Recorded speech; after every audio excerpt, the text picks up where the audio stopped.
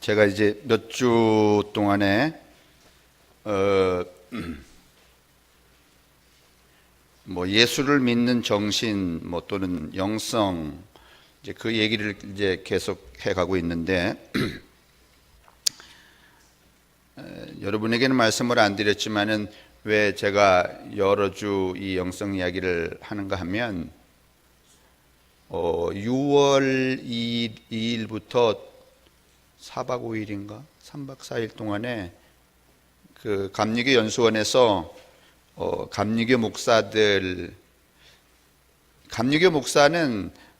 전국에 교회는 7,000교회쯤 되고 목사는 한 9,800명, 10,000명 정도 됩니다.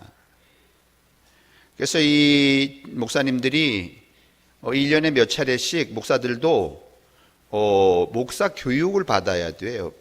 그래서 뭐 이제 한 번 받을 때마다 그 타이틀 주제가 좀 다른데 이번 4월 달에 있었고 5월 달 쉬고 6월 달에 또 있는데 6월 달에 그 목사님들 정회원 교육에 이제 저도 강사로 1시간 참여를 하는데 그게 뭔가 하면 영성에 관한 거예요.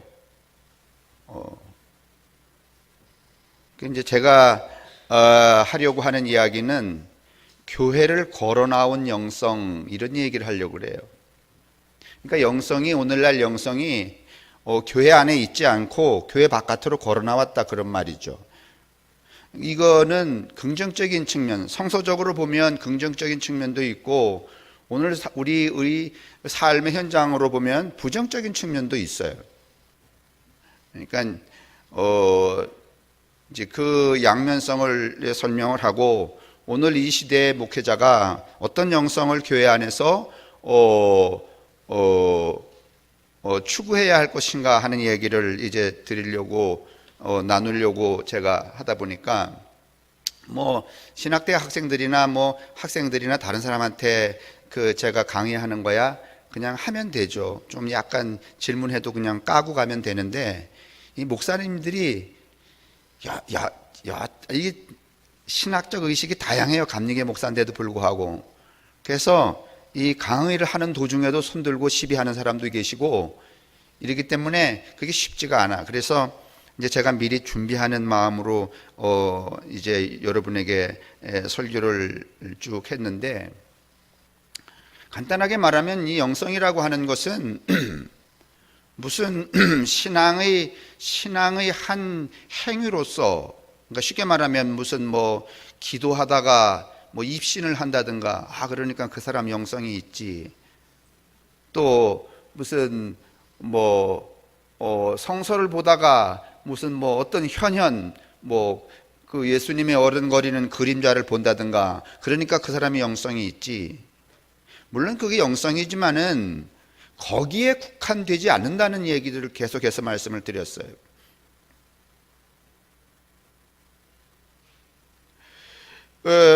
제가 그러면서 이제 예수님 이야기도 했고 예수님의 영성 이야기도 했고 오늘 바울 이야기도 하게 되는데 여러분 보셔요? 예수님이 뭐 그렇게 우리처럼 지독히 예배당 열심히 나가셨나요?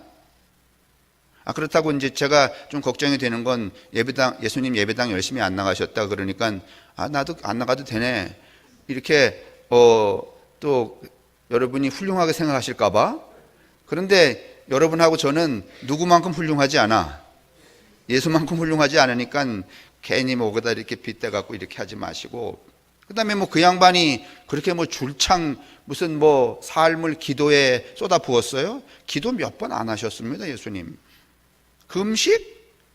여러분 바리새인이나 당시대의 예수님을 비난했던 바리새인이나 아니면 아주 전통적인 유대인에 비하여서는 여러분 그 사람들은 밥 먹듯이 했잖아요. 하루 3번 기도하고 금요일마다 금식하고 그 다음에 무슨 뭐 구제하고 뭐 안식일을 빠지면 큰일 날 줄 알고 안식일도 철저히 지키고 근데 여러분 예수님은 안식일 날 어디로 가긴 갔지만은 철저히 지켜서야 아니면 미리상박 훑어먹고 그랬어요.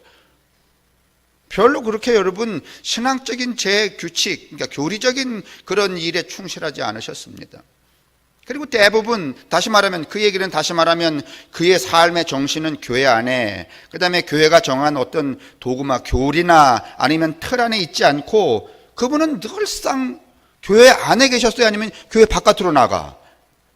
교회 바깥으로 나가요. 여러분, 가난한 사람, 죄인들, 세리와 창녀들은 여러분 교회 안에 있지 않습니다. 다 교회 바깥에 있어요.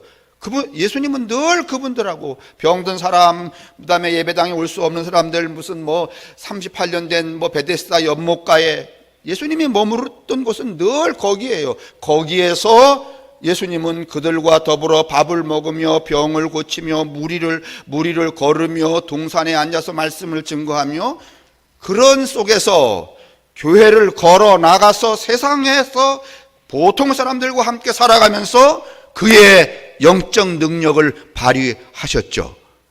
맞나요? 예배당 안에서 예수님이 영적인 능력을 발휘하셨어요? 아니면 예배당 바깥에서? 그렇죠. 일상적인 삶에서 그분은 뭔가면 그의 능력, 그러니까 신이 주신 능력을 발휘하신 분이잖아요. 그러다가 결국은 예배당 안에서 죽었어요? 아니면 그 예배당 바깥에서 세상 사람들에 의하여서? 그런데 비참하게 죽는 것 같았지만은 그 예수의 죽음은 우리가 지금 이 종려주의를 맞아서 또 생각하게 되는 것이지만은 그 예수의 죽음은 비참한 죽음이었어요? 아니면 장엄한 죽음이었어요? 장엄한 죽음이었죠. 그는 그의 자신의 죽음 앞에서 무슨 궁시렁 대거나 변명하거나 아니면은 그 죽음을 면피하려고 어떻게 온갖 애를 쓰지 않았습니다. 빌라도가 예수님에게 끊임없이 말했습니다. 변명할 일 있으면 하라. 내가 얼마든지 들어주겠다. 그래도 예수님은 여러분 변명을 하셨어요? 아니면은 잡혀간 이후로는 입을 닫으셨어요? 입을 닫으셨습니다. 비겁이라고는 하나도 찾아볼 수가 없는 그 존재의 장엄함이 곧 그의 영성이었습니다. 그런데 오늘날 여러분, 우리 교회의, 오늘 이 시대의 기독교인의 영성은 예배당에서는 아주 능력도 있고 훌륭한 것 같고, 그런데 여러분, 좀 서글픈 일이지만은 요즘에 신문에 저 원주 어디 문막에서 말이죠, 무슨 별장 했다는 그 유능한 김아묵의 무슨 법무부 차관 하셨던 분, 그분 교회 장로 아니요?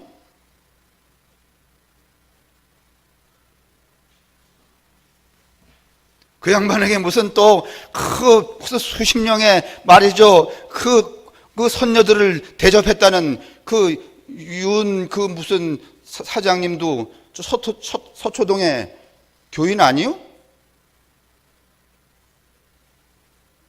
그런데 그분들이 여러분 예배당 안에서도 그 모양이었을까? 아니면 예배당 안에서는 훌륭한 장로였을까?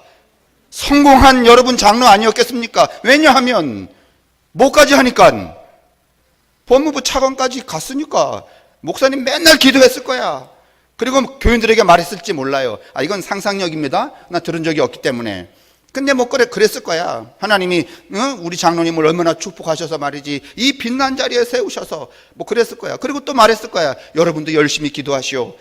여러분들도 헌금 많이 하시오. 그러면 하나님의 장차 여러분도 저 장로님처럼 어떻게 하시리라고? 정말 빛나는 영성이었어, 아니었어요? 본받을 만한 영성이 아니었습니까? 다 예배당 안에서는 이렇게 훌륭한 영성인데 왜 예배당 바깥에서는 예수님하고 반대 아니에요. 그분은 예배당 안에서는 늘 비난하고 조롱을 받고 말이죠, 멸시를 받고 함정에 빠뜨리려고 하는 사람 천지였어요. 그런데 그분은 예배당 바깥에, 회당 바깥에 세상에 나가기만 하면 그의 존재는 모든 사람들에게 빛이 났어요. 근데 오늘 우리의 영성이라는 것은 정반대가 아닙니까? 기도도 어마어마하게 하고 성경도 많이 읽고 설교도 듣고 착하기 그지없는데 말이죠, 나가기만 하면 이 개차반인 거. 근데 따지고 보면은 여러분, 그 양반만 여러분 세상에 나가면 개차반이 아니면 우리도 세상 나가면 개차반이야. 세상에 이런 영성이 어디 있단 말입니까? 그러면 여러분, 바울은 또 어떻습니까? 우리가 바울에 대한 온갖 미사여구를 찾아볼 필요도 없이 그는 대단했다는 사람 아닙니까? 가말리엘 문화에서 말이죠, 율법에 능통하여서 이미 율법 학사가 되었습니다. 사자가 되어서 말이죠. 사람들을 가르치는 사람이었고, 그는 뭐 로마인이었고, 수사학과 철학에 능통한 사람이었고, 그 다음에 뭐 그의 가문으로 보더라도 그는 빠지지 않는 훌륭한 가문의 사람이었습니다. 예수님을 잡아 죽이는 일에도 얼마나, 예수님을 믿는 사람들을 잡아다가 관원에 넘기는 일에도 얼마나 열심히 하는 아주 성실한 사람이었습니다. 그가 여러분 이 소위 말하면 대각 크게 깨달아서 새로운 존재, 새로운 의식의 차원으로 다메섹에서 나온 이후에도 여러분 이 바울에게 얼마나 많은 여러분 권세와 능력들이 하늘로부터 주어졌습니까? 병든 자를 고치는 일, 여러분 이루 말할 수 없는 능력의 사람이었습니다. 뭐 방언과 기도하는 일에 대하여서 3층 전에 사람들이 하도 많이, 이 고린도 교회 교인들이 말이죠, 그 은사로 잘난 척을 하니까, 야 나도 옛날에 어디 갔다 왔다, 3층 전까지 갔다. 옛날에는 과학적 지식이, 인식이 한계라서 하늘이 이렇게 층층이 돼 있다고 생각했어요. 몇 층까지 가면 7층까지. 그러니까 바울 선생님도 몇 층 못 갔다 온 거야? 3층. 그런데 여러분하고 저는 바울이 아니라도 이미 이 과학적 지식이 일반화된 세상에 살고 있기 때문에 여러분하고 저는요, 바울처럼 그렇게 깊이 기도하지 않아도 이미 몇 층 천에 여러분 머무르고 있는 거야? 아니 7층은 여러분 너무 욕심이야. 5층 천의 지식은 다 가지고 있는 거야. 그저께 여러분 그 전 세계에 있는 망원경으로 5억 5천만 광년? 5억 5천만, 맞아요? 5,500만 광년 떨어진 그곳에 이미 블랙홀이 있다는 것을 찍었대잖아요. 그러니 뭐 이 정도면은 만약에 이 시대에 이것을 알고 있는 우리한테 바울 선생님이 오셔갖고 나 삼층천 갔다 왔다? 그러면 여러분 정말 광 팔고 죽어야 돼. 근데 뭐 그때는 삼층천도 아는 사람이 없었으니까. 그런데 여러분 바울은 그런 놀라운 여러분 신비로운 능력 안에 어떤 소위 말하면 스피리처를 가지고 있었지만서도 한 번도 그걸 자랑한 적이 없습니다. 오히려 말이죠, 뭐 방언하고 예언하고 통변하고 그거 다 사랑이 없으면 뭐다? 헛거다 이런.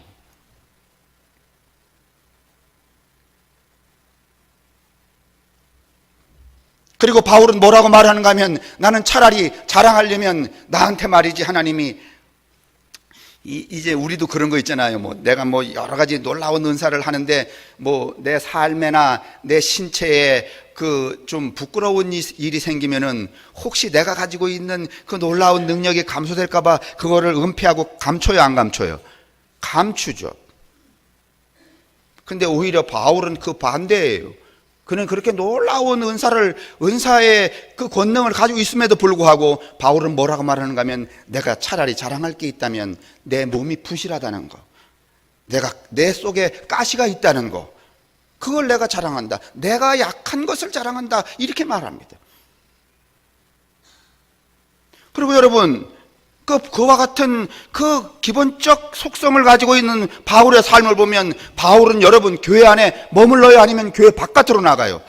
교회 바깥으로 나가요. 당시대 여러분 그 지저스 무브먼트, 예수 운동에 참여하려면은요, 교회 안으로 들어온다는 것은 어디에서 머물러야 되는가 하면 예루살렘에 머물러야 됩니다.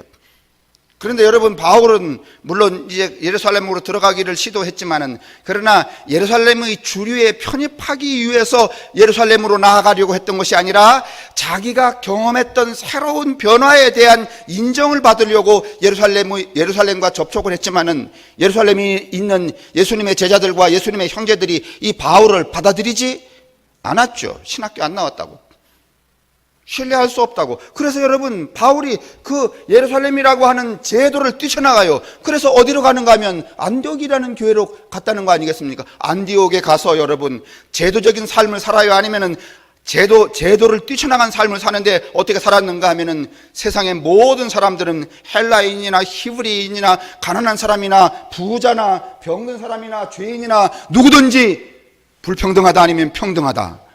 평등하다.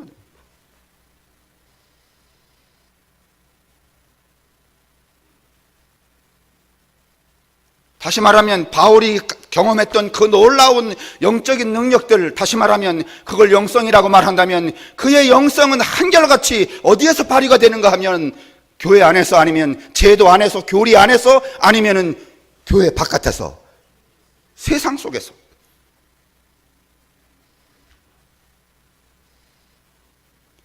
그러니까 여러분 좀 따라 하실래요? 교회 안에서 신앙생활은, 그러니까 우리 표현대로야 개떡같이 해도, 교회 바깥에서 기독교인으로 사는 것은 찰지게 하자. 이게 바람직한 거지. 교회 안에서는 뭐 그냥 완벽한 사람처럼 그렇게 굴면서 나가면 개차반인 거, 이건 아무런 의미가 없습니다. 이것은, 이런 신앙의 양태는, 이런 영적인 능력들은, 이런 영성은 성서 그 어디에도 등장하지 않습니다. 예수에게도 찾아볼 수 없고 바울에게도 찾아볼 수 없습니다. 비록 우리가 제도 안에서는 그렇게 대단하지 않지만은 나가서 살아가는 삶의 그 순간순간, 삶의 자리마다 누구든지 그를 볼 때 뭐라고 말하는가 하면, 아, 교회 다니는 사람이군, 이렇게 말해야 되는 거죠. 이렇게 일컬음을 당해야 되는 거죠. 이게 뭔가 하면 오늘 이 시대 여러분과 제가 존재해야 될 이유, 존재의 이유. 김종환의 노래. 내가 원고 쓰기 전에 이 생각 났으면은, 조용 원사님 안 시킬게. 성가대 지휘자를 시켰어. 이경남 권사님 할 수 있죠. 존재의 이유. 노래방만 가시면 그렇게 광기를 뿜는 분들이 또 노래를 하라 그러시면 또 이렇게. 김수정 권사님 어디 계시지? 존재의 이유. 충분히 하실 수 있는데 여러분에게 실례가 될까봐 제가 부탁을 안 할게요. 그러셨잖아요? 결국은 여러분, 이 안디옥에서 머물던 이 또 바울이, 여러분 안디옥을 뛰쳐나가서 서기 49년 50년경에 왜 고린도로 갑니까? 또 안디옥을, 예루살렘에 있는 그 집단들이 교리적으로 통제하려고 하는 의도가 깔리기 시작을 했어요. 사람들이 예루살렘에서 사람을 보내서 말이죠, 이 바울이 살아가고 있는 이 평등주의를 깨뜨리고 예수께로 나온 사람일지라도 할 일을 받아야 된다라고 하는 원칙을 정하고 차등화시키려고 하는 그런 모습을 볼 때 오늘 바울은 또 과감하게 안디옥을 깨치고 나갑니다. 그리고 어디로 가는 거예요? 그리고 고린도로 가는 거예요. 그리고 고린도 교회를 세워요. 고린도 교회를 세우면서 바울은 몇 가지 대헌장을 선언한다고 말씀을 드렸죠. 이제부터는 안식일을 지키지 않고 무엇을 지키겠다? 주의를 지키겠다. 그래서 여러분 가만히 보면 이 바울에게 있어서는 여러분 세례를 주는 일보다는 성만찬을 늘 자주 했어요. 바울의 신학은 여러분 성만찬 신학이라고 말할 수 있어요. 이 세례는 일종의 뭔가 하면은 이 계급화되는 차등을 의미하는 거예요. 세례 받은 사람과 안 받은 사람. 그런데 여러분 성만찬은 그렇지 않아요. 누구든지 그리스도를 주로 고백하는 모든 사람은 어떻게 할 수 있는 거예요? 성만찬에 참석할 수 있는 거예요. 평등주의의 여러분 기본적인 룰이 성만찬이에요.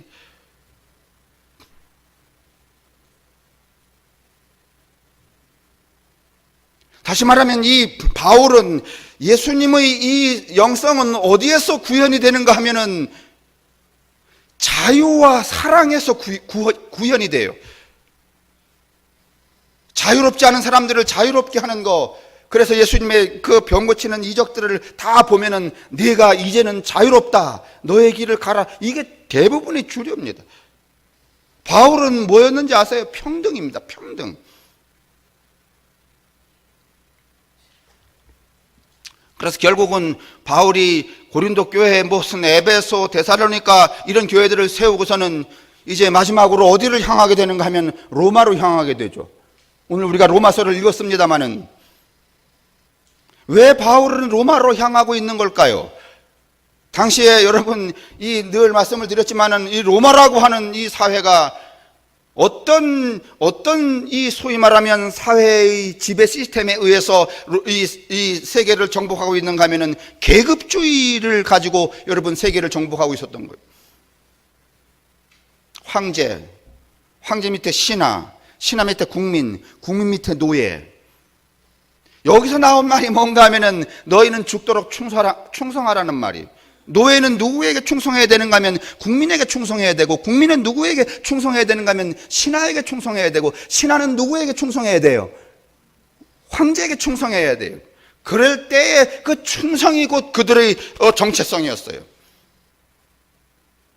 그래서 우리가 말하는 여러분 무슨 은총이라든가 복음이라든가 뭐 이런 소위 말하면 기독교적인 용어의 대부분은 다 누가 쓰는가 하면 이 로마의 사회 시스템에서 황제에게 준한 이야기였어요. 유앙겔리온, 복음이라는 말, 뭐가 복음인지 아세요? 어떤 사람이 황제로 즉위하는 게 뭐야? 복음이야. 복음이 여러분 그리스도를 말하는 게 아니었고, 황제의 즉위와 황제의 말을 뜻하는 게 여러분 유앙겔리온이었어요. 복음이었어요. 이런 여러분 로마의 이 불평등한 사회 구조에 대하여서 바울은 로마로 향하면서 오늘 이 로마서를 가보지도 않고 먼저 로마서를 쓰고 있습니다. 그리고서는 이제 여종에게 들려서 로마로 이 로마서를 보내게 되는데, 왜 이 바울이 로마로 향하는가 하면 그 불평등의 사회 구조를 어떻게 하려고? 그렇죠, 저항하려고. 그래서 결국은 사도 바울이 잡혀서 어디에서? 로마에서 죽게 되잖아요. 그러니까 다시 말하면 바울이 온갖 영적인 체험을 했어요, 안 했어요? 했어요. 그런데 그 바울은 자기가 체험한 온갖 영적인 체험, 다시 말하면 그 영성을 복음 전하는 일에, 그 복음이 무엇인가 하면 인간은 평등하다는 것을 선언하는 그 일에 모두 쏟아붓다가 결국은 세상 속에서 죽었어요.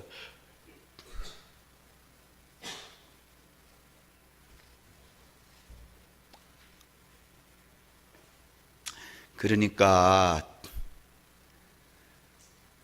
우리가 부지런히 예배당 안에서 어떻게 살아가야 할 것인가 하는 방향성과 그 삶의 능력에 대한 본질적인 것을 충전한 다음에, 우리의 필요는 우리가 살아가고 있는 우리의 일상 속에서 우리를 주동하고 있는 그 권세와 권능을 발휘해야 된다는 말이죠.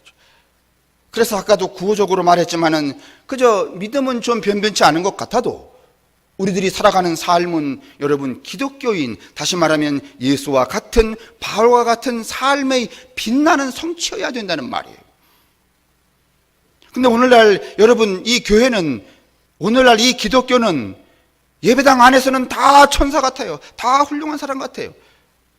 제가 늘 자주 말하는 것이지만은 그래도 예전에 제가 중학교 다니고 이럴 때는 그래도 동네에서, 네, 좀 이따 끝난다고 말씀해요. 10분 전에.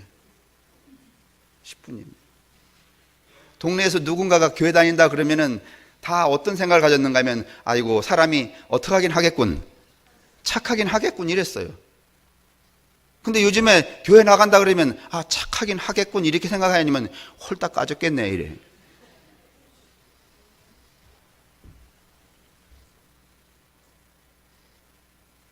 여러분 우리가 오늘날 교회 나간다고 착하게 여기는 사람이 별로 없어요. 그리고 저렇게 저 모양들로 살아가니까 요새 무슨 뭐 안티 기독교도 있습니다만은 세상 사람들이 교회와 교회 나가는 것을 더 불안하게 여겨. 저놈들이 저 안에 들어가서 또 무슨 꿍꿍이 속을 이렇게 엮어갖고 나와갖고서는 이상한 삶을 살까.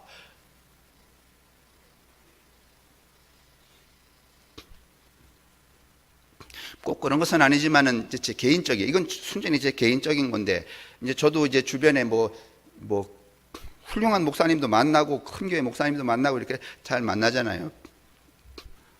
내가 만나면서 이제 제 마음속에 줄기처럼 가지고 있는 게 하나가 있는데, 그 무언가 하면은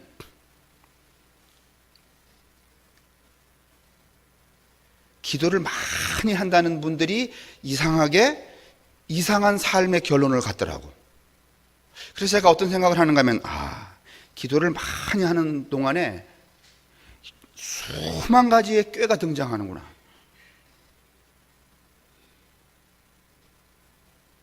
차라리 기도 안 하면 그 수만 가지의 꾀도 없어갖고 사람이 좀 착할 텐데, 수만 가지의 꾀. 감히, 우리 주변에도 여러 무슨 선배 목사들 있지만은, 엊그저께도 그제도 이제 후배 목사님들하고 이야기하다가 우리 춘천에서 제일 큰 교회 목사님 이제 쭉 이야기 나와서, 아니 어떻게 그런 꾀가 나오시는지 내가 답했어요. 기도해야 나오지.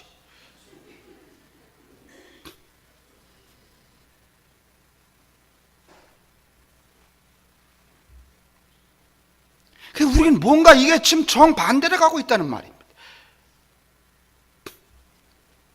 사실은요, 우리가 이 바울이나 이 예수님의 삶에서 보지 않더라도 거의 이와 같은 삶의 양태를 살았던 굉장히 중요한 분들도 많이 계십니다. 그 중에 한 분이 뭔가 하면 소크라테스입니다. 이 BC 서기 전 400년, 그러니까 예수님 오시기 전에 400년 전에 사셨던 분이잖아요.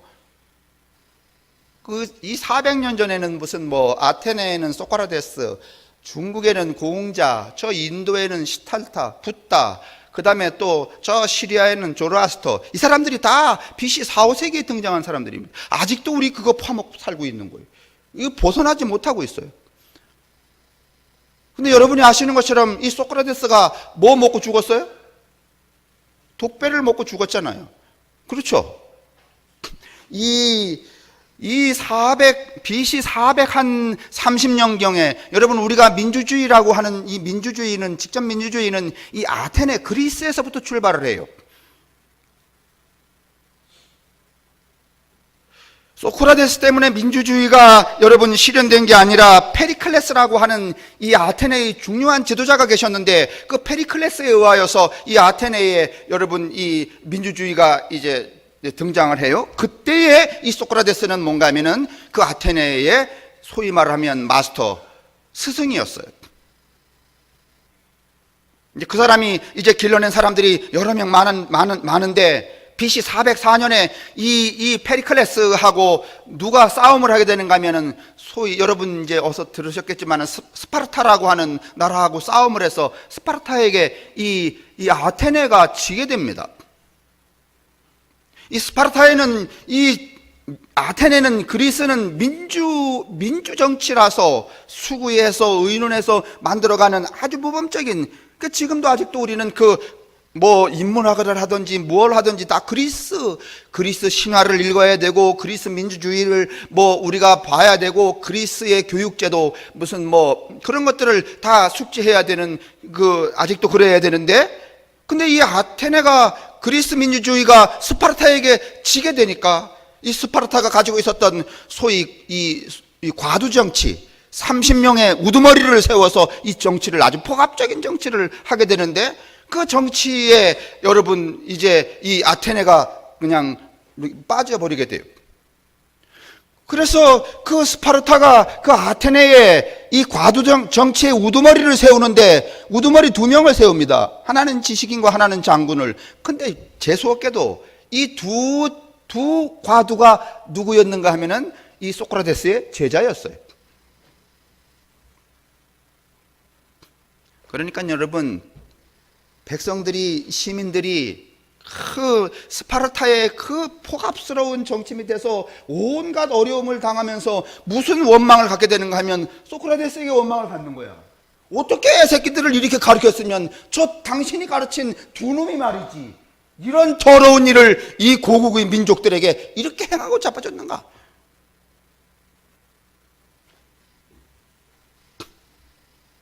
참다 여러분, 그러면서 여러분 이 소크라테스를요, 이제 그런 그 과두 정치의 일환으로 그 소크라테스가 기른 제자 한 명이 여러분 자기의 스승을 기소를 하게 되죠. 그리고 배심원이 501명이 배치가 되어서 소크라테스가 죄가 있는지 없는지 이제 이거를 판단하게 되는데, 여러분이 아시는 것 중에서 이 소크라테스가 죽은 이유는 무엇인가 하면은 당시대 젊은이들을 어떻게 한다?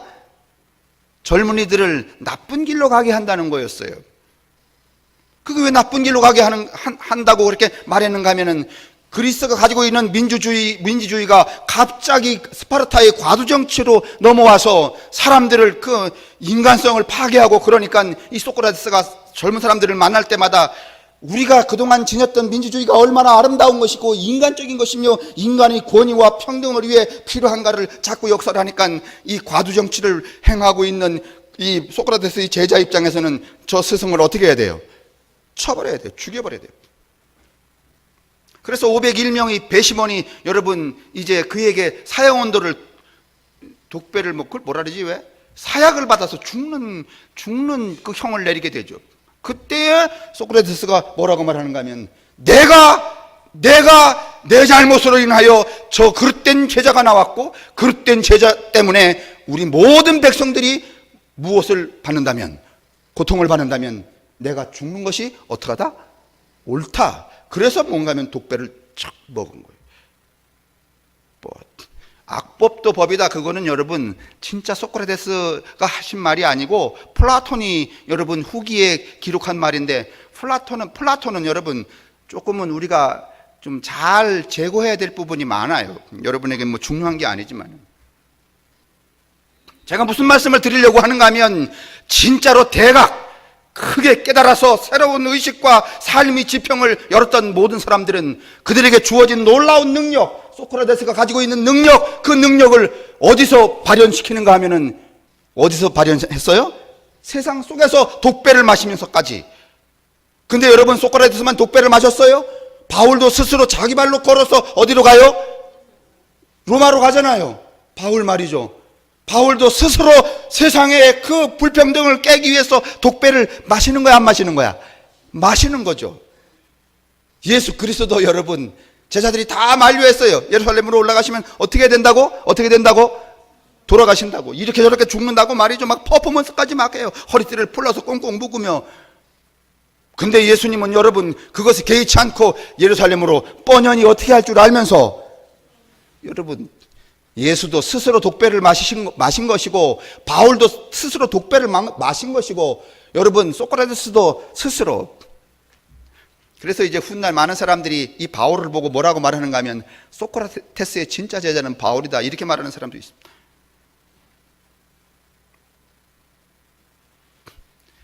여러분, 오늘 우리가 이 시대의 삶 속에서 우리에게 주시는 하나님의 능력, 다시 말하면 영성을 발휘해야 합니다. 다시 말하면 좀 더 여러분 이게 어렵다면은, 우리가 그동안 매번 교회에 나와서 익힌 어떤 경건의 능력과 훈련 또는 설교를 통해서 깨달았던 모든 것들은 여러분 이 안에서만 유통되어서는 안 됩니다. 가급적이면 이 안에서는 유통시키지 말아야 됩니다. 그리고 오늘 우리가 이 예배당 안에서 제도를 통해 함량한 모든 능력들은 어디서 여러분 유통을 시켜야 되는가 하면, 어디 가서? 그렇습니다. 세상 속에서 집에 가서 유통을 시켜야 돼요. 근데 우리는, 오늘날 교회는 이 안에서 획득한 능력들을 어디서만 써? 어디서만 써? 이게 문제란 말이죠. 그래서 제가 오늘 기독교 영성은 제발 예배당 안에서 어떻게 나와야 된다? 어떻게 나와야 된다? 걸어 나와야 된다.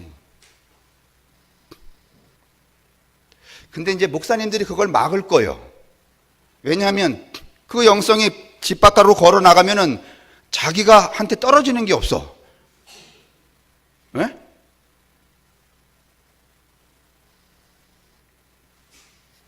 그러면 오늘 예수님은 여러분 자신에게 주어진 하나님의 능력, 권세를 자유와 사랑에, 여러분 사랑을 위하여서 세상 가운데서 그것을 펼쳤고, 바울이 그랬고, 소크라테스가 제도 안에서 그랬다면, 오늘 이 시대의 여러분과 저는 이 우리들의 세상의 삶 속에서 어느 영역에서 우리에게 주어진 하나님의 권능과 권세, 곧 영성을 발휘해야 할까요? 나는 그 힌트 하나가 무엇인가 하면은 이 로마서 8장 19절인데, 여러분 바울은 뭐라고 말하는가 하면, 자기는 인간도 인간이지만은 창조 세계를 보면 저들이 고통 속에서 신음하는 것이 보여져서 눈물이 난대.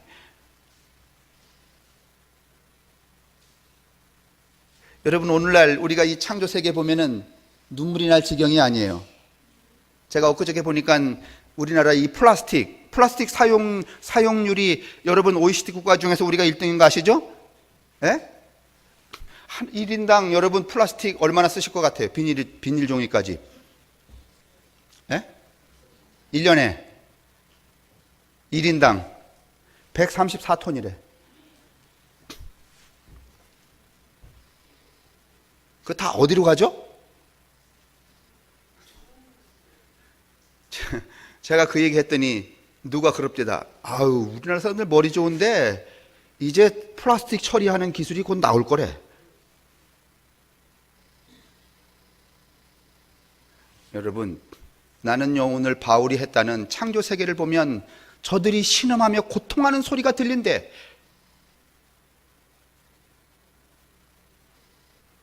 저는 이 부활절에, 2019년이 부활절에 사람도 사람이지만은 이 불평등한 이 세대 속에서 살아야 되는 사람의 고통도 고통이지만은 그 고통과 더불어서 창조 세계가 신음하고 고통하는 이 소리도 여러분 예민하게 듣게 되기를 주님의 이름으로 축원합니다.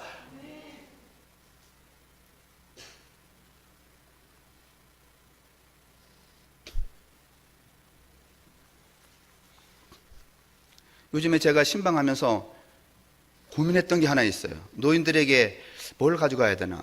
그러다가 소머리 곰탕 1인분씩 싸가지 가자 내가 이렇게. 그런데 이제 제가 이런 생각들을 하면서 그 소머리 곰탕을 비닐 종이에 싸나?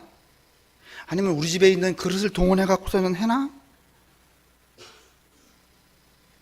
제가 무슨 궁리를 했는가 하면 내가 나이 많은 교우들에게 신방하는데 소머리 곰탕 싸가져 가려고 그러는데 세상에 이렇게 피조 세계가 신음하고 있는데 쓰레기 때문에 그 플라스틱 쓸 수가 없으니까 제발 여러분 집에서 쓰지 않는 그 그릇들 가지고 있으면 다 가져 나오시오.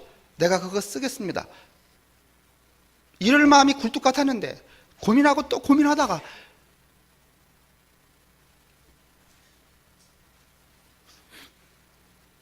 저도 할 수 없이 지금 플라스틱 쓰고 있어. 지금 이게 우리가 놓여진 삶의 한계야. 뭘 어떻게 해볼래도 해볼 수 없는.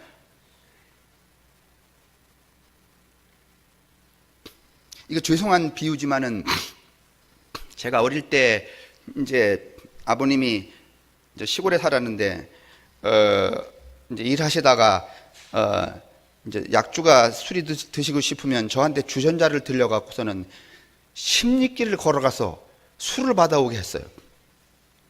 그때 술은 여러분 뭐 플라스틱이나 이런 데 들어있지 않고 이만한 항아리에다가 이렇게 담아갖고 제가 주전자를 가져가면 이렇게 해서 훅 퍼주는 거예요.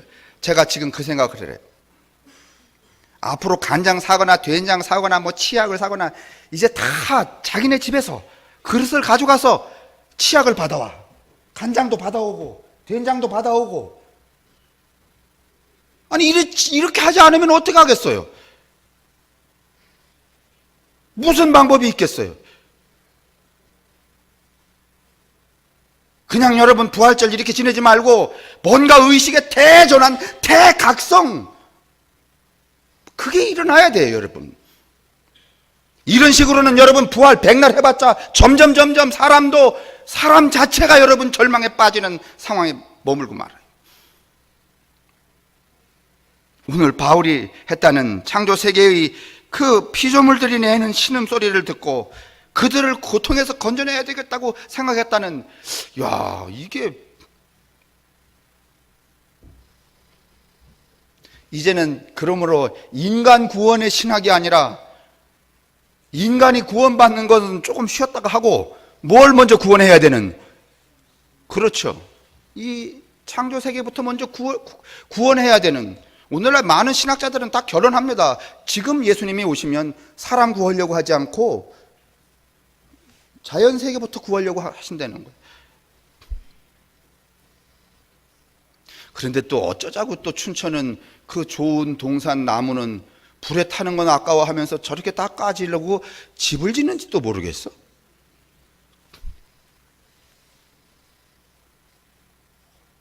그러고 또 그러겠지만 나무 심자고.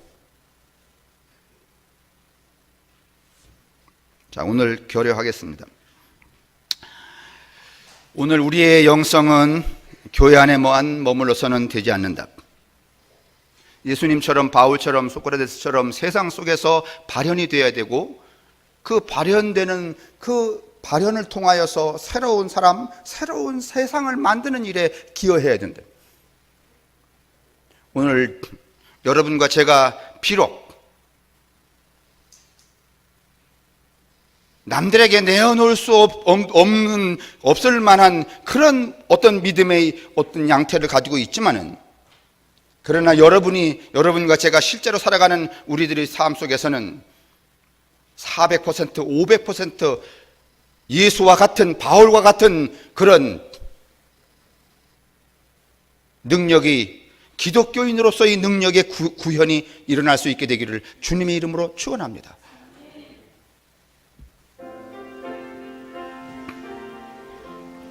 오늘 우리에게 예수님과 같은 영성을 허락하여 주셔서 사람을 사랑하고 묶인 사람들을 자유로 풀어내며, 그리고 사랑과 더불어 새로운 세상, 하나님의 나라를 구현해가는 그런 성도들이 되게 하여 주옵소서.